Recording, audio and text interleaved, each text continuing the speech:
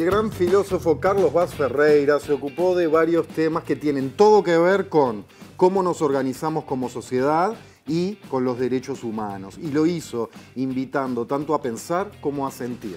¿Qué ideas aporta Carlos Vaz Ferreira a temas como, por ejemplo, la problemática social, la herencia y el acceso a la tierra? Y después, ¿qué métodos, qué fórmulas propone para pensar justamente la problemática social, conciliando igualdad y libertad? Hoy, en La Letra Chica, 150 años de Vaz Ferreira.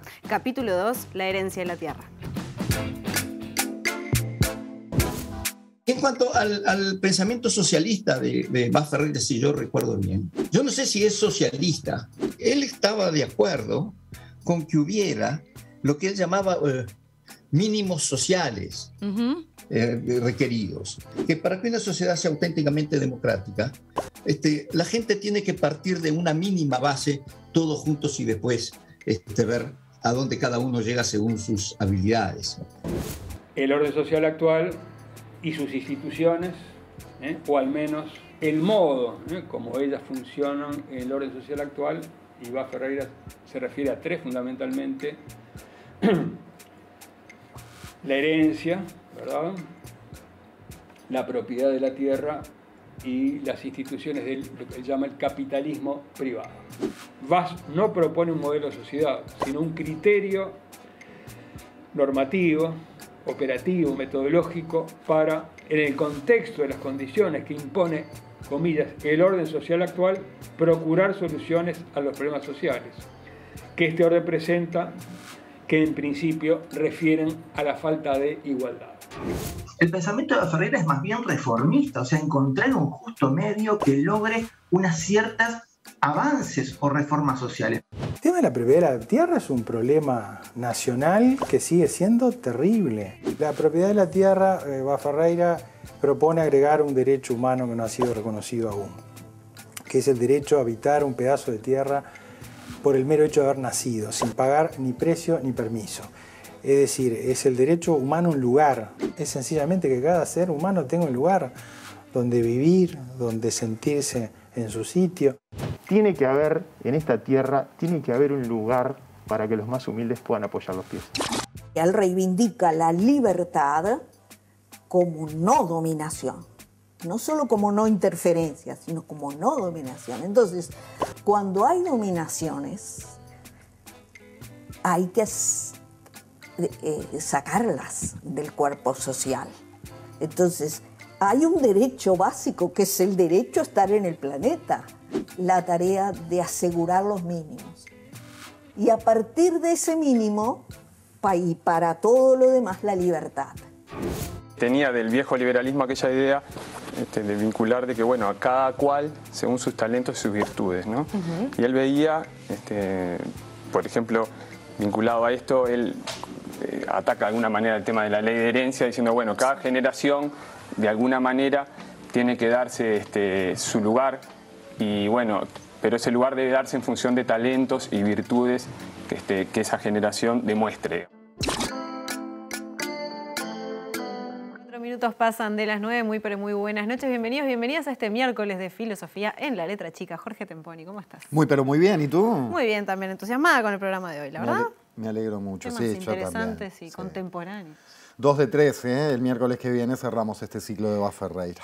Bien, pero esto recién empieza. Les recordamos que con el hashtag La Letra Chica se arma la conversación en Twitter. Están invitadas e invitados. Y vamos a empezar por nuestro columnista Gustavo Pereira, doctor en filosofía y docente de la Universidad de la República, para entrarle seguramente. No soy un estudioso profundo de Vaz Ferreira, pero vio cómo somos los periodistas. Nos decía Pedrocian el otro día algo de eso, ¿no? De que tenemos que picotear un poco de todo para compartirlo. Y bueno, hemos picoteado bastante Vaz Ferreira preparando estos programas y seguramente es de sus textos más apasionantes, sobre los problemas sociales. Y ahí nos metemos con Gustavo. ¿Cómo estás? Buenas noches. Muy bien. Encantado de estar acá en este aniversario de Vaz Ferreira, en este doble aniversario, porque tenemos los 150 años de su natalicio y los 100 años sobre los problemas sociales. Exacto, 1922 la publicación de este libro que uno lee, tiene un... Bueno. nada, se ha dicho, es tan trillado decir que es de una actualidad sorprendente, pero lo es. Y que Gustavo ha traído aparte en varios de los temas que hemos tratado, así que ahora está bueno profundizar justamente. ¿Qué plantea Vaz Ferreira? ¿Qué es el problema social para él? Porque es un título y digamos, una etiqueta muy fuerte, el problema social. ¿Y qué tipo de solución propone? Como para empezar suavecito. Sí, para empezar suave como siempre. Bueno, yo creo que cuando él refiere al problema social, ahí detrás, o está detrás de eso, le referencia a uno de los grandes problemas de la filosofía, que es el problema de la justicia, ¿sí? El problema de la justicia social. Y para resolver ese problema, él dice, bueno, este es un problema que se puede resolver. Él establece una distinción que ya la semana pasada se adelantó, que es entre cuestiones normativas y explicativas. ¿Sí? El problema social no es un problema que pueda ser resuelto como un problema matemático, porque es una cuestión normativa en la que entra en juego la acción, en la que hay preferencias, y por lo tanto el camino para resolverlo va a ser distinto.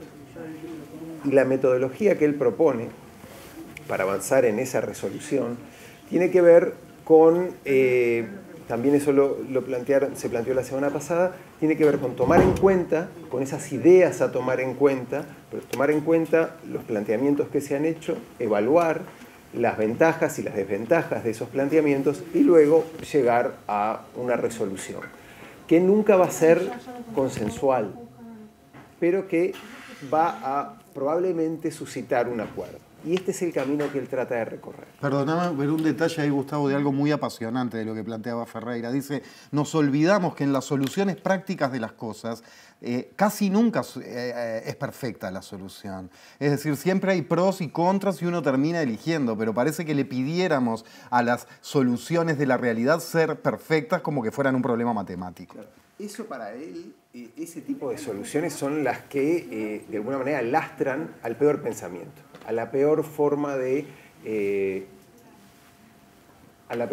resolver. Estamos pasando. Te arrimamos un micro porque tenemos un problemita de sonido, así que ahí va, pronto. Ahí solucionamos. Bien, estamos. Bueno, arrancamos de nuevo. No, esperemos que se haya entendido no sé si se escuchó hasta algo. acá. ¿Control no nos avisaron? ¿Sí? Se escucha con algún defecto, pero ¿se entendió Bien. todo? Bien, seguimos de largo entonces. Pronto. Dale. Bueno, ese tipo de soluciones, que serían lo que él llama el apelar a sistemas, es algo así como la peor filosofía posible, o la peor forma de resolver problemas.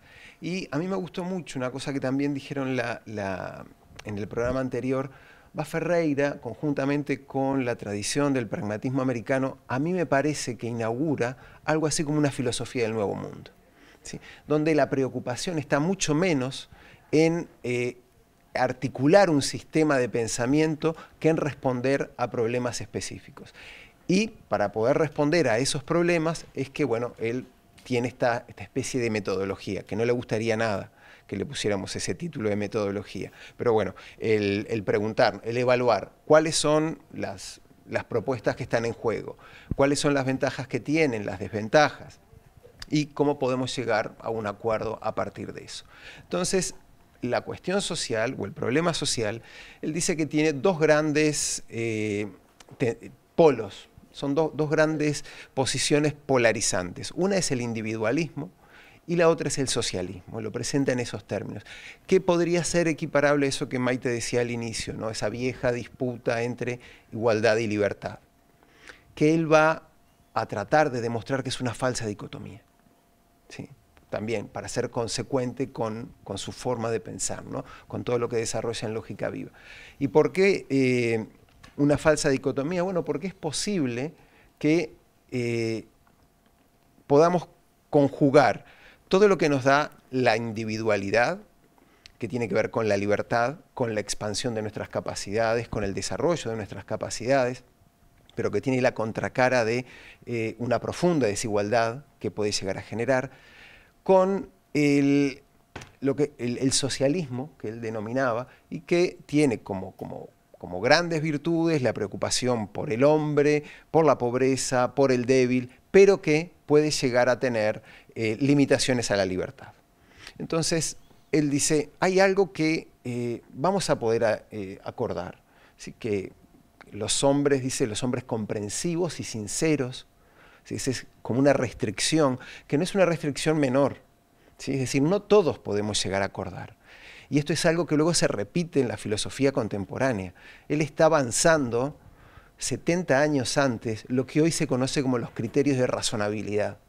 Pero esos hombres sinceros y comprensivos van a poder acordar en un mínimo material, ¿sí? Un sustento material mínimo, y que, bueno, luego por encima estaría ese ejercicio de libertad, esa posibilidad de diferenciarnos, de desarrollarnos. Entonces, eso es lo que él denomina como la fórmula. Él dice, bueno, algo tiene que estar asegurado y por encima la libertad. ¿Y cómo propone acercar, porque recuerdo por ejemplo que hay como una especie de esquema incluso, sí, este individualismo o este socialismo, ¿cómo es que él, qué es lo que él dice, esto justamente no puede faltar, qué es lo negociable, qué es lo no negociable, qué es lo que puede quedar por fuera? Sí, en ese esquema que son 3 círculos concéntricos, ¿no? Hay 2 de esos círculos que son fácilmente acordables por estos hombres sinceros y comprensivos. El mínimo material y el ejercicio de la libertad. Pero hay un círculo entre medio, ¿sí? Que es, bueno, donde vamos a tener la disputa, los debates, donde no vamos a llegar a un acuerdo. Y para eso, probablemente la guía que él nos da en Lógica Viva nos ayude a resolver estas cosas de la mejor manera. Pero en cuanto a contenidos, en esos mínimos materiales que él presenta, él introduce primero la educación, la protección del menor, la salud, y luego hay 2 elementos que son súper importantes y de una vigencia enorme. Primero, la tierra habitación, ¿sí? Que es lo que dice que todos podríamos llegar a acordar. No la tierra de labranza o no para producir. O la tierra, ¿qué es decir? La tierra de producción o la tierra de comunicación, que hay al menos en la tierra de producción vamos a tener seguramente disputas. Pero él dice, de la misma manera que acordamos que esa tierra que tenemos para comunicarnos, por ejemplo, la que usamos en las carreteras, de la misma manera podemos acordar que todas las personas, todos los ciudadanos uruguayos puedan tener una parcela para poder vivir, ese derecho a habitar del que él habla. Y lo otro que entra en juego es el peso que tiene la herencia en el punto de partida. Ferreira defiende algo que fácilmente se puede catalogar como una de las posibles versiones de la igualdad de oportunidades. Entonces, para él es crucial que ese punto de partida igualitario esté asegurado, de tal manera que las personas a lo largo de su vida puedan realizar sus planes, puedan desarrollarse, puedan ejercer esa libertad, ¿sí? Que él presenta. Es decir, aquí los mínimos materiales son condición para el ejercicio de la libertad. Y, por lo tanto, como la herencia tiene un peso tan fuerte, afecta de tal manera a esa situación de partida igualitaria, él, bueno, lo que plantea es que tendría que ser afectada, grabada. También hay una cosa importante, y no los dejo hablar mucho. No, pero está bien. Hay una cosa súper importante. Y es porque acá en algún programa, creo que del año pasado había surgido algo así. Bueno, cuando tenemos estas teorías de, como le va a Ferreira, de puerta de salida, que se llaman, ¿no? De igualar en el punto de partida. Bueno, ¿qué pasa después? ¿Sí? Y va Ferreira presenta lo que en una terminología mucho más contemporánea podríamos llamar la aplicación diacrónica de esos mínimos. Es decir, nadie puede caer en ningún momento de su vida, y esto lo dice explícitamente, ¿no? No puede caer por debajo de este mínimo. Y por otra parte, dice, estableciendo condiciones de reciprocidad, dice, también todos aquellos que reciban este mínimo material deberían entregar algo de trabajo, ¿sí? Esa es una condición importante. Es decir, Ferreira no está pensando, al menos sobre los problemas sociales, no está pensando en una garantía de mínimos no condicionada, ¿sí? Claro. Eso él lo presenta de esa manera. Y que eso puede tener que ver con una idea de reciprocidad, con el peso de la ética del trabajo, como también hemos hablado en otro momento. Y él considera que esos puntos de partida, tanto desde el individualismo como desde el socialismo, se estaría de acuerdo, digamos. Sí, él lo que cree es que en esa fórmula básica todos estaríamos de acuerdo, ¿sí? Es decir, todos estos hombres sinceros y comprensivos. Esto de sinceros y comprensivos no es menor, ¿sí? Es decir, no todos acordarían esto. Esto es una condición de restricción o una exigencia para los ciudadanos, pero creo que es una exigencia sumamente razonable. Y me parece también que con esto y con lo que ya vimos en el programa anterior y lo que vamos a ver en el próximo, tenemos algo así como la conciencia del mejor Uruguay que tuvimos. Creo que es una forma como muy linda de ver a Ferreira, como ese momento de autoconciencia del mejor Uruguay que tuvimos y que podemos seguir y que podemos llegar a tener, que podemos tener nuevamente. Por eso Ferreira sigue dialogando con nosotros. Y es muy interesante, Gustavo, que él dice, más allá de ideología, se puede acordar en ese núcleo de mínimos básicos para todos los individuos. Y 20 y pico de años después se firmó la Declaración Universal de los Derechos Humanos. El problema es la aplicación de eso. Después, digo, ya más allá, ¿no? Porque han pasado, qué sé yo, 80 años casi de la Declaración Universal, y el tema es que no hay gobierno en el mundo que los haga cumplir todos esos derechos humanos en la práctica y para todas las personas de un país. Sí, el problema de la aplicación de la justicia es, para mí al menos, es el gran problema. En la filosofía contemporánea, y ahora volvemos a Ferreira, hemos tenido, a partir de la década del 70, una explosión de teorías de justicia. Acá hemos hablado de algunas. Tenemos de todo tipo y color. Elegantes, sofisticadas, en fin. Ha sido como un momento brillante de la filosofía en esa temática. Ahora, la aplicación de la justicia, una guía para la aplicación de la justicia, en eso el desarrollo ha sido mucho menor. Y creo que por ahí por ahí está la clave. Y lo que nos presenta Ferreira es algo que podríamos denominar como un fin. Y la Declaración de los Derechos Humanos también.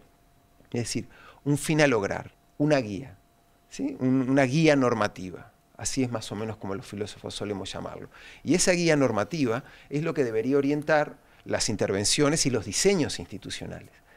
Ferreira, de alguna manera, cuando estaba releyendo ahora para el programa sobre los problemas sociales, presenta un tipo de institucionalismo, ¿sí? Él lo que está planteando es reformar instituciones, ¿sí?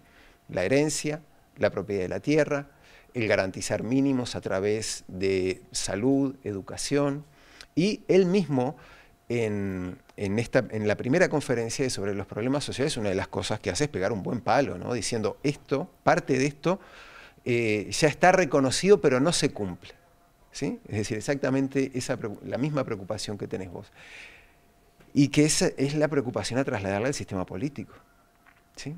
Es decir, los grandes filósofos como Ferreira nos pueden legar esto, pero a la hora de traducir esto al mundo, bueno, necesitamos que los políticos hagan su trabajo. Y que igual hay, no sé, pero es una cuestión subjetiva quizás, pero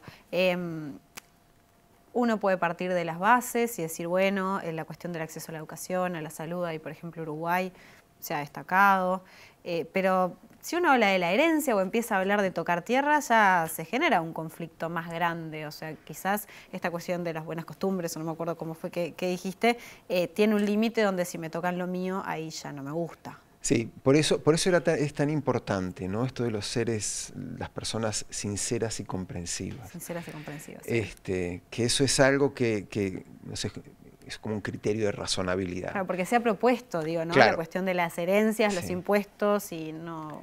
Y ahí, es complejo. En la discusión pública, bueno, estas versiones egoístas, racionales, radicales, bueno, tienen que ser contrastadas, es decir, tienen que ser contrarrestadas.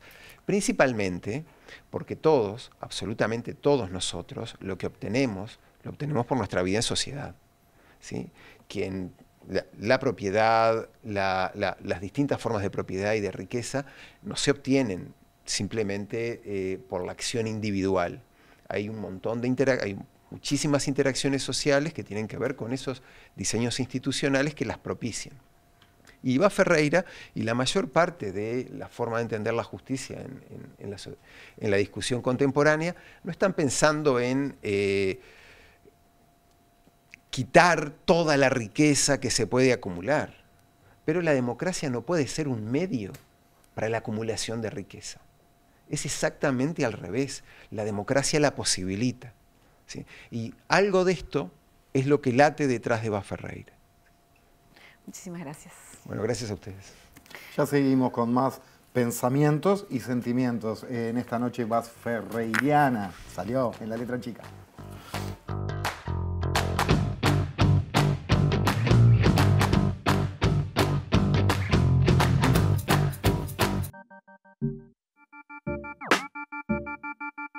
Un poquito de silencio en este momento tan solemne, por favor. Bien, aquí tengo el testamento que está escrito de puño y letra de nuestra querida doña Delia. Dice de esta manera: yo, Delia Garay Torta, en pleno ejercicio de mis facultades intelectuales y amparada por el artículo 274/5/6, inciso 6D de la ley de esto, 48.124. Sí, no, estas cosas hay que escucharlas bien, Anita. Esta es la letra chica. Esta es la letra chica.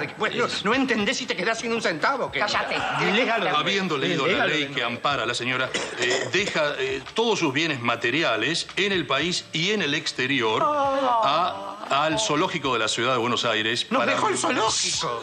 No dejó el zoológico. No, precisamente, aquí lo aclara. Para el bienestar de los manatíes. ¿Qué? ¿A quién le dejó? Viste, boluda, es por tu culpa. Es por tu culpa de tanto que fue al zoológico. Y de testamentos y herencias se viene este segundo bloque de La Letra Chica de la mano del doctor en Economía, Martín Leites, quien también es docente de la Universidad de la República. Martín, bienvenido nuevamente, buenas noches. Buenas noches, un placer estar aquí, gracias por la invitación. Arranquemos con algo obvio, pero que está bueno definir. ¿Qué es una herencia y qué función tiene en una sociedad como la nuestra? Bien, capaz que arrancar por lo más intuitivo. La herencia es el acto por el cual una persona fallecida transfiere derechos, bienes, incluso obligaciones a los herederos, a veces por voluntad propia o a veces porque está estipulado cuáles son los legítimos herederos. Desde la economía se visualiza de que las personas a lo largo de su vida toman decisiones de consumo y ahorro y pagan impuestos. En esas decisiones de ahorro muchas veces llevan a inversiones.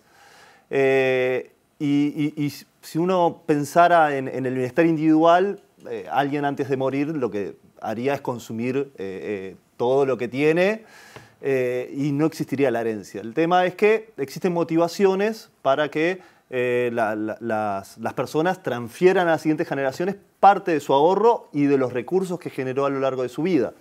En particular porque muchas veces en esas acumulaciones se generan capitales que no se consumen y forman parte de la propiedad.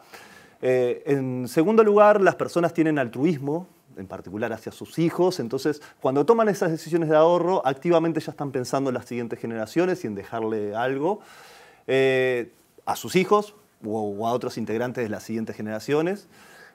También podría ser por razones como de protegerse ante el riesgo y la incertidumbre. Bueno, quiero dejarla a mi familia ante las crisis que puedan tener como un colchón, pensando que el ahorro no solo es del que generó esos ingresos, sino de las siguientes generaciones. Y también podría tener motivaciones como más estratégicas. Bueno, yo quiero que mi familia siga ocupando cierta posición y le transfiero recursos y le transfiero capital.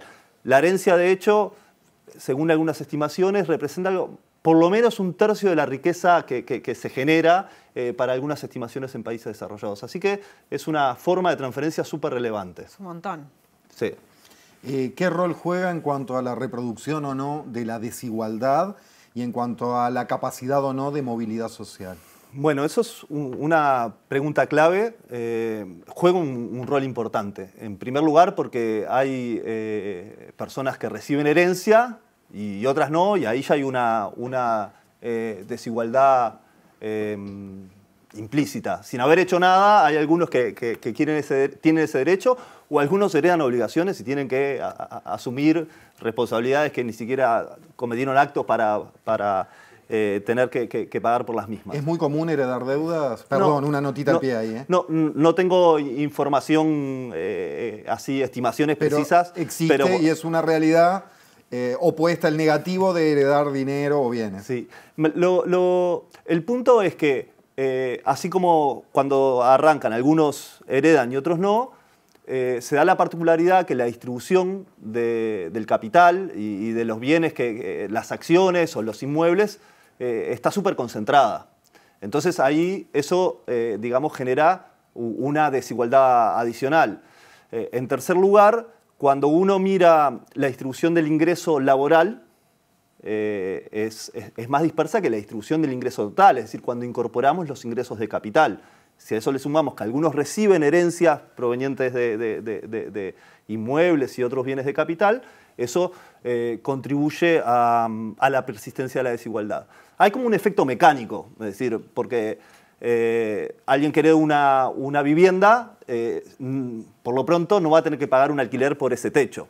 Pero después, y digamos que contribuye a un ahorro de la familia y eventualmente puede generar nuevos ingresos, esa vivienda, por ejemplo, alquilarla. Pero después genera como otros efectos que a priori no parecen tan fáciles y tan inmediatos, pero que también son importantes para la persistencia de la desigualdad. Imaginémonos que alguien necesita un crédito, ¿no?, para desarrollar un proyecto productivo. Es muy habitual que nos pidan garantías. Bueno, el que recibió una herencia tiene la posibilidad de poder desarrollar ese proyecto. ¿Por qué? Porque tiene una garantía. En cualquier caso, si el proyecto es rentable, va a poder recibir un crédito más barato solo por el hecho de que tiene garantía. Capaz que hay otro proyecto que es más rentable, pero que no tiene la garantía y por lo tanto no va a poder desarrollarlo. También tiene otras facetas que están vinculados a las redes sociales y capital social, que tenemos bastante evidencia, después podemos conversar sobre eso, que tiene un efecto a la hora de conseguir el primer empleo y las trayectorias laborales, pensando de que los ingresos, los salarios son la principal fuente de ingreso para la mayoría de la población. Y evidentemente, entre los ingresos que genera el capital y los ingresos salariales, también hay una complementariedad. No son aislados, es decir, es más fácil pertenecer a grupos de altos ingresos, a obtener altos salarios, cuando se viene de familias que tienen una acumulación de capital. ¿Por qué? Porque es más fácil que hayan transitado en procesos de formación formal más largos, mejores servicios educativos y además de, digamos, basarse en esas redes y capital social que facilita conseguir mejores empleos. Entonces, tiene una contribución muy importante para la persistencia de la desigualdad y también condiciona las oportunidades de movilidad intergeneracional. Es decir, la chance que tenemos cada uno cuando nosotros nacemos de poder obtener algunos lugares está muy condicionada por el ingreso que teníamos, el ingreso que tenían nuestros padres. Y en particular, eso se vuelve latente en la parte alta de la distribución, es decir, en el 10% más rico, que justo es el sector donde conviven altos ingresos salariales y altos ingresos del capital. Entonces, en ese sentido, ahondemos, por ejemplo, en lo que decías, Martín, de estos otros mecanismos intergeneracionales de herencias, ¿no? Que uno está quizás más acostumbrada a decir, bueno, alguien heredó una empresa, una casa, cuando se piensan estos ricos, no digo la gente común. Pero, claro, también está todo esto otro, el estatus, el trabajo que se consigue, cómo es eso y cómo funciona acá en Uruguay también. Bueno, esto ha sido un problema como central para los economistas que se preocupan por los temas de la desigualdad y también de cómo se asignan los recursos al interior de una economía para que el bienestar sea mejor para todos y todas. La primera intuición es esto de la herencia de capital y activos y que tiene como un componente a la hora de explicar la transmisión intergeneracional. Pero existen otros mecanismos que han sido abordados, no solo por la economía, sino por otras ciencias sociales. Un primero podría ser de que en realidad las oportunidades no están condicionadas por la herencia, sino por la transmisión de habilidades innatas, por la genética, ¿no? Y entonces eso tiene fuertes implicancias, además de una forma de concebir a nosotros como sociedad y a los humanos, también tiene implicancias a la hora de establecer políticas redistributivas y políticas que mejoren el bienestar. La evidencia dice que el peso de la herencia genética es relativamente bajo, no me podemos extender, pero hay muchas investigaciones para países desarrollados que demuestran que su contribución es bastante baja. Y ahí entonces se hizo un esfuerzo por tratar de entender, bueno, qué mecanismos están jugando además de la transmisión de activos y de capital. Uno muy clave es la calidad de educación que se le da a los jóvenes y las jóvenes en la primera infancia. ¿Sí? Eso es clave, hay muchísima literatura escrita que las inversiones en ese plano, en ese tramo etario, tienen una rentabilidad enorme, no solo para el individuo y la familia, sino socialmente. Y que cuando falta también las consecuencias se acarrean durante toda la vida también, ¿no? Totalmente. Eso también se traslada a la hora, no solo de la primera infancia, que eso es fundamental, sino después en distintos niveles de educación en capital humano, es decir, en educación formal, si los jóvenes tienen distintas posibilidades de desarrollar su formación. Pensemos de que la educación en Uruguay tenemos la suerte de que sea pública, pero la calidad es bastante heterogénea, muchas veces por barrio. Muchas veces también los jóvenes no pueden dedicarse full time dedicación total a la educación porque tienen que trabajar, y eso, digamos, pueden ser condiciones que se trasladen de generación en generación. Luego hay toda una literatura y algunos trabajos que demuestran de que en el barrio donde nacemos es muy importante. Es decir, a igualdad de condiciones de cuánto heredamos, de los gustos que nos transmiten nuestros padres, de la educación, de cuánto invierten nosotros en educación, las prestaciones o calidad que nos dan los barrios es muy importante, porque eso dice mucho de qué bienes públicos accedemos, compartimos, de con quién interactuamos. Y hay unos estudios para Estados Unidos que demuestran que unos programas de política pública que facilitaban la mudanza de personas de bajos ingresos, aquellos que tomaron la elección y se mudaron a vecindarios con mejores prestaciones, más calidad, tuvieron hijos que tuvieron trayectorias de movilidad ascendente. Entonces, uno, cuando piensa en la transmisión intergeneracional, hay un partido que se juega en la herencia, hay otros partidos que se juegan en cosas que son mucho más cotidianas, que es qué educación le podemos dar a nuestros jóvenes y a nuestras jóvenes.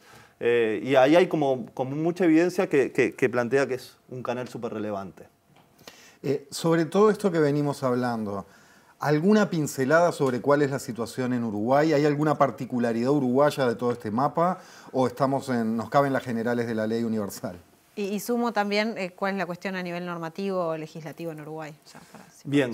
En relación a la movilidad, y también podríamos decir a la medición de la riqueza y de los montos de la herencia, tenemos mucho menos información de la que nos gustaría para poder hacer mejores análisis y poder comprender lo que sucede en Uruguay.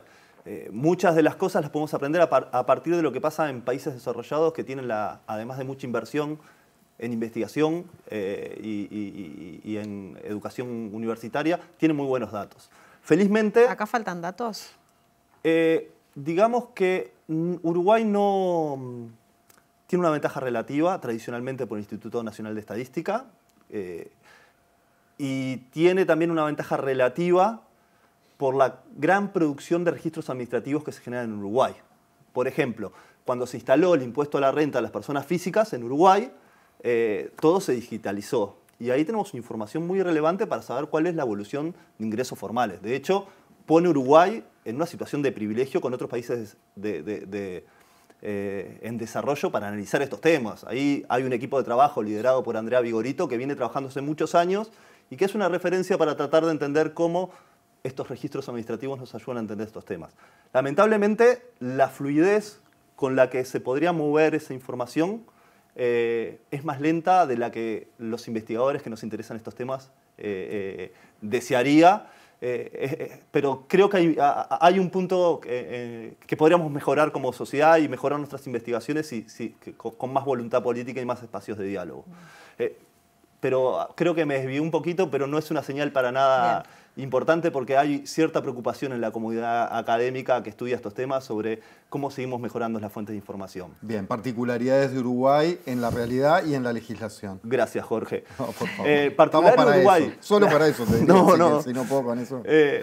La primera particularidad es que en Uruguay se confirma que los ingresos, digamos, totales, ¿no? Son un condicionante importante para explicar las trayectorias de los jóvenes.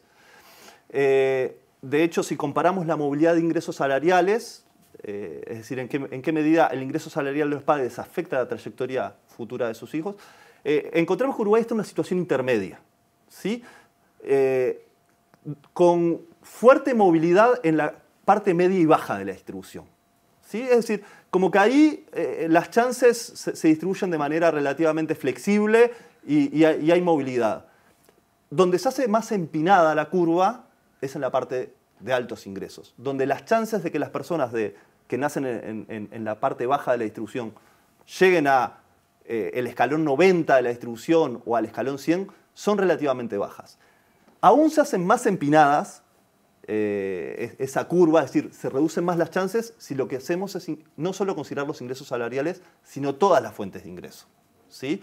Y ahí la lectura es que los que se ubican en el 10% más rico o de mayores ingresos o en el 1% de mayores ingresos son personas que no solo su generación se aprovechó de esa ventaja, sino que es algo que vienen heredando del pasado. No quiere decir que no hayan tomado decisiones que los ayude a estar allí, pero hay una parte que está explicado por un condicionamiento o una ventaja por haber nacido en una posición que no nacieron otros. Hay bastante evidencia sobre eso y también es bastante común en los países que estudian la movilidad intergeneracional que en la parte alta la persistencia sea mucho mayor. Claro. Y en parte explicada por los ingresos del capital. Juegan otros factores. Por ejemplo, en los estudios que tenemos disponibles para Uruguay, demuestra que la movilidad, que las trayectorias de movilidad que tienen las mujeres están más asociadas con los ingresos que tienen sus madres, lo cual seguramente de alguna manera lo interpretamos nosotros que está asociado con los recursos que dispone ese hogar, pero también potencialmente con el modelo de rol y cómo eso hace que se transmitan ciertos gustos o ciertas preferencias de padres a hijos. Sobre otros efectos que tiene, algo súper pertinente, las crisis, uno piensa en los efectos de corto plazo y bueno, los hogares que enfrentan la desgracia de que su jefe de hogar, el principal perceptor de ingresos, se quedó desempleado. Hoy tenemos evidencia de que esos efectos se trasladan a las siguientes generaciones por distintos mecanismos, porque desmejora la inversión en la primera infancia, pero muchas veces es porque esos jóvenes después tienen que salir antes al mercado de trabajo o no pueden completar su ciclo de formación formal. Luego, lo otro que me parece relevante en cuanto al marco es que la normativa vigente, tenemos un impuesto que grava progresivamente los ingresos laborales, con el IRPF. En otros países la base es mucho más ancha, es decir, pagan más personas el impuesto a la renta y además los de la parte alta pagan tasas marginales mayores. A diferencia del impuesto a las rentas del trabajo, las rentas del capital tienen una única tasa, no es progresiva, y eso es una diferencia con lo que pasa en muchos países, en particular con los que tienen una preocupación con que los impuestos sean progresivos. Y en relación a la herencia y a estos mecanismos de transmisión, no tenemos un impuesto vigente. Desde la perspectiva económica, hay como una discusión por las implicancias que puede tener una regulación. Básicamente, hay un problema de si la herencia, transmitirle a la siguiente generación es una decisión activa o pasiva. Si es una decisión pasiva y uno pone un impuesto a la herencia, no tendría mayores condiciones porque la gente no cambiaría sus decisiones anteriores. Ahora, si es una decisión activa, podría pasar de que cuando pongas un impuesto, la generación anterior tome decisiones distintas en cuanto a inversión, ahorro, y eso pone como una tensión de cómo hacer un impuesto sin sacrificar aspectos de eficiencia. Ahí hay como varias lecturas y eso daría como para mucha discusión. Una primera lectura es que si lo recaudado con ese impuesto tiene fines muy específicos que son compartidos, por ejemplo, la propuesta de Atkinson, que es un referente de que usar esos recursos para generar un fondo donde todos y todas puedan tener una beca o una herencia, generar una herencia universal para cierto momento de la vida. Bueno, que se financie con esa herencia, con un impuesto a la herencia. Eso es una propuesta bien tangible que no quita que las personas que son adversas a pagar impuestos se retraigan y tomen otras decisiones, pero eso pasa con todos los impuestos y es un riesgo y hay que trabajarlo. Ahí me parece que es muy importante pensar de que lo que se destina con esa recaudación tiene efectos para la mejora del bienestar, no solo de esa familia, sino del colectivo. Entonces es muy importante el mensaje de qué es lo que se hace con lo recaudado. Da para pensar. Martín Leites, muchísimas gracias. Bueno, un placer estar aquí y aportar a estos temas tan relevantes a la discusión y estaremos cuando nos convoquen. Seguiremos, claramente es un tema muy vasto. Y vamos a seguir metiéndonos con el pensamiento de Vaz. En el próximo bloque vamos a hablar del derecho a habitar. Ya venimos.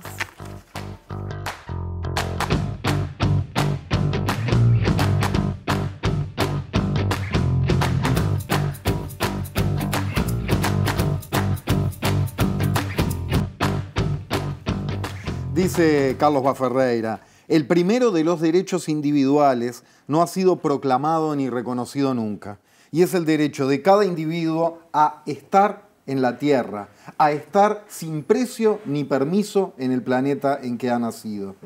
En ese esquema crece la dificultad para solucionar el problema de la vivienda. Ya no se distingue la tierra de producción de la de habitación. Si bien no todos los individuos son agricultores o empresarios, todos son habitantes.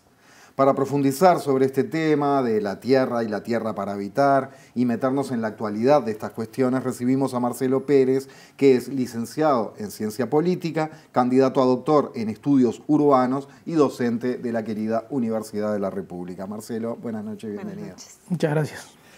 Para empezar, ¿de qué se trata el derecho a habitar del que hablaba Vaz Ferreira?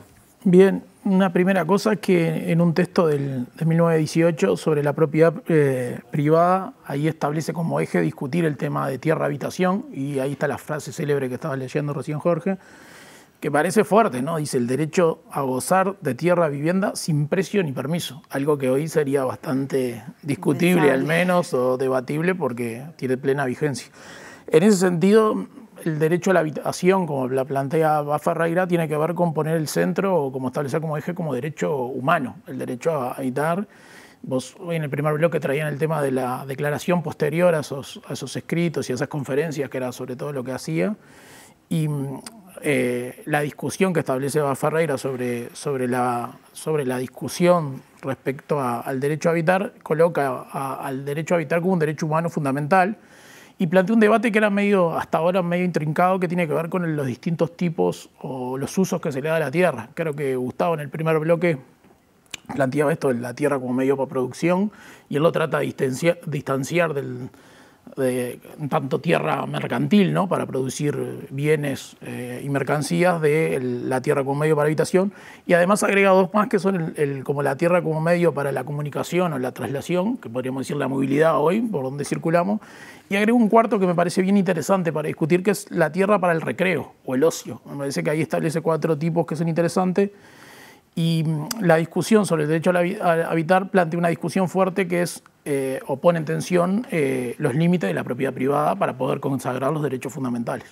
¿Y qué es lo que plantea respecto a la propiedad privada? ¿Cuál es el debate? Bueno, porque hablamos de la herencia ahí, por ejemplo. También. Sí, recién hablaba de la herencia Martín. Yo no soy un especialista en Vaz Ferreira, pero él plantea una discusión que atraviesa los distintos autores y el pensamiento respecto a cómo se termina interpelando de forma indirecta, aunque él no lo diga, el funcionamiento del sistema capitalista, en el sentido de que la tierra es una mercancía y por tanto prima el valor que tiene de cambio y no el valor de uso. Y ahí lo que plantea fuertemente, o lo que está planteando directamente, es la propiedad en tanto, o el derecho a la vivienda como un valor de uso, el derecho o la necesidad que tenemos todos de poder utilizar una vivienda. Necesitamos una vivienda para satisfacer algo básico como la reproducción de la vida, ¿no? Tener donde dormir, donde tener cobijo, criarnos, desarrollarnos. Sí, esa cuestión base que planteaba Vaz, ¿no? Sí, plantea una cuestión base, y en ese sentido yo creo que como al plantear el derecho a la habitación como un derecho fundamental, termina cuestionando de alguna forma el funcionamiento del sistema capitalista, que trata de traducir casi todos los bienes en mercancía y transformarlos en un bien de cambio. En ese sentido, me parece que claramente hay un perfil que es desmercantilizador en el planteo, aunque no lo diga con esos términos, lo podríamos decir ahora, y claramente es una discusión actual. ¿Qué bienes son los que cedemos al mercado o no? Pensemos hoy el debate en la educación, cuando muchas veces hay algunos que quieren que entren a la Organización del Comercio Mundial y otros sostenemos que es un bien público y en tanto derecho no debería estar en la misma órbita que la producción de otros bienes. Pero yendo en concreto a lo que planteaba Ferreira, hay una discusión interesante que plantea una filósofa uruguaya que es Fernanda Diab, que él decía que todos teníamos el derecho como un pedazo de suelo. Y Fernanda lo que plantea es que no es cualquier suelo. De alguna manera, no cualquier suelo es apto o cualquier forma de resolución de la vivienda es apta como para garantizar lo que llamamos hoy el derecho a la vivienda o el derecho a la habitación. Digo esto porque también a veces los autores, uno puede correr riesgo de pensar que lo que dijeron hace 100 años de forma pionera, sí no es discutible y hay algunas cosas que son necesariamente revisables y las consideraciones de lo que hoy creemos que es una vivienda digna no era capaz que la que había hace un siglo. Bueno, de hecho lo que conversábamos con Martín en el bloque anterior me hace pensar en estas cuestiones también de la importancia de dónde naces, dónde vivís y dónde te desarrollas para tus oportunidades en la vida, ¿no? No es lo mismo un suelo en un barrio que un suelo en otro. Digamos. Es una obviedad, pero tiene mucho que ver con lo social y con las trayectorias de vida. Tal cual. Sí, ahí me parece que es importante pensar que el suelo, a diferencia de cualquier otra mercancía, tiene particularidades. Hay mucha literatura que discute sobre esto, pero hay algunos elementos que se repiten. Por un lado, no es el resultado del trabajo. O sea, la banqueta o la silla que estamos sentados, la cámara, la cosa, todo requirió atrás una serie de insumos y mano de obra de personas que lo elaboraron. La tierra ya estaba ahí. Por eso hoy se le llama, junto al aire, el agua y otros, bienes comunes. Son bienes que tiene la humanidad que no son de nadie. En algún momento se creó, o a eso se apropió, se estableció una propiedad privada y se distribuyó de alguna manera, que parte tenía que ver con el debate recién, pero esa mercancía no es una mercancía igual que la otra. Pero además tiene otras particularidades a diferencia. No la podemos reproducir, a diferencia de otro bien. Está este suelo y no hay otro. O sea, en este suelo hacemos una actividad y no otra. Es inelástico, hay el suelo que hay, entonces adentro del suelo que hay los seres humanos tenemos que ver qué hacemos, qué tareas ejercemos adentro. Y además es un bien sobre el cual todos necesitamos. No existen casas en el aire, no existen actividades humanas que se hagan en el aire, o sea que la prescindencia del suelo es imposible. Entonces eso hace que ese bien común sea imprescindible para la vida, la producción y reproducción de la vida. Entonces eso lo hace bien diferente. Entonces está bueno colocar esta discusión de la importancia del suelo. Yo creo que Ferreira lo coloca de forma interesante, pero lo tenemos que pensar hoy de forma interdependiente con otros derechos que necesitan del suelo para poder desarrollarse. En particular el derecho, por ejemplo, a la vivienda o el derecho a la ciudad, como se llama ahora. ¿Y cómo ves la situación en Uruguay? ¿Qué características tiene, por ejemplo? Respecto al derecho a la vivienda o al suelo. Empezando. Bueno, empezando por el suelo, Uruguay tiene un par de, algunos inconvenientes. Si uno mira la Constitución de la República, el derecho al suelo está como uno de los primeros derechos y no así otros derechos como podría ser el de la vivienda. Dice que el Estado promoverá el acceso a la vivienda decorosa, pero no dice que nadie te va a garantizar una vivienda. De hecho, vemos el déficit habitacional que tenemos y eso ha sido persistente y acumulativo. Y en ese sentido, la propiedad privada es un elemento a destacar que nos constituye como sociedad, está muy raizado hasta la cultura, no solo del punto de vista normativo, sino también del punto de vista cultural, digámosle, como sociedad, ¿no? Hoy decían ustedes, nadie puede poner en discusión la propiedad. Y lo otro que tiene la propiedad vinculada al suelo, mejor dicho, es que en el Uruguay está desregularizado los mercados en torno al suelo. O sea, la lógica de la libre oferta es la que manda. Entonces, un suelo es más o menos apetecible en función de quienes quieren ese mismo suelo. Esto decía, un suelo en la periferia es más barato porque hay menos gente que está dispuesta a pagar más caro por esos suelos. En cambio, un suelo en la Rambla, por poner una cuestión bien cultural nuestra, o la costa, es más apetecible porque en nuestra construcción social vivir enfrente al mar es más lindo que vivir en la periferia. Sin embargo, hoy pasan otros fenómenos en relación a eso, pero centralmente eso hace que el suelo valga una cosa y no otra, que haya varios que tengan la misma apetencia, quieran el mismo suelo. Y eso hace cambiar los valores. En tanto, y un actor que es fundamental acá y que en este entra poco o entra bastante menos, juega, opera, pero no regulando los precios, es el Estado. El Estado es el que puede decir o establezco a través de normas, institutos, regulo esto para fijar precios o no, o en eso no entro. Y el Uruguay tiene una larga, o ya lleva un tiempo donde interviene bastante poco desde el punto de vista de la regulación del mercado, ¿no? Cree como que el mercado está bien que se autorregule. Y eso se expresa además en mercados que tienen que ver con el mercado del suelo, por ejemplo, con el mercado de alquileres, que se desregularizó en el 1974 en plena dictadura y nunca más ni siquiera lo volvimos a discutir. No se volvió ni a discutir si regulamos de nuevo, por ejemplo, arrendamientos, por decir algo.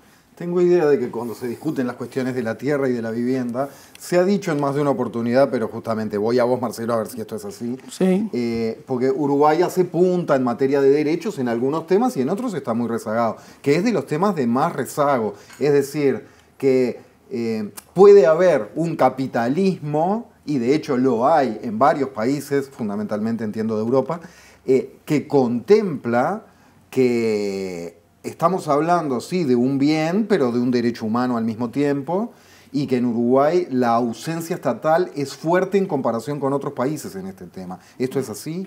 Bueno, sí, depende con qué comparemos. Hay países de lo que llamamos a veces los países, mal llamados países desarrollados para mí, pero digámosle Europa o otros países que tienen políticas más activas en torno al suelo y a la vivienda. Pero me refiero a que son punta del capitalismo mundial. Exactamente. Y uno piensa, no, regular tocar el suelo y la vivienda es comunismo. No. Estoy hablando muy grueso, ¿no? Pero está bien. Hace poco en Berlín se discutió la regularización del mercado de alquileres. Y Berlín es Alemania. O sea, estamos hablando de lo que vos decís.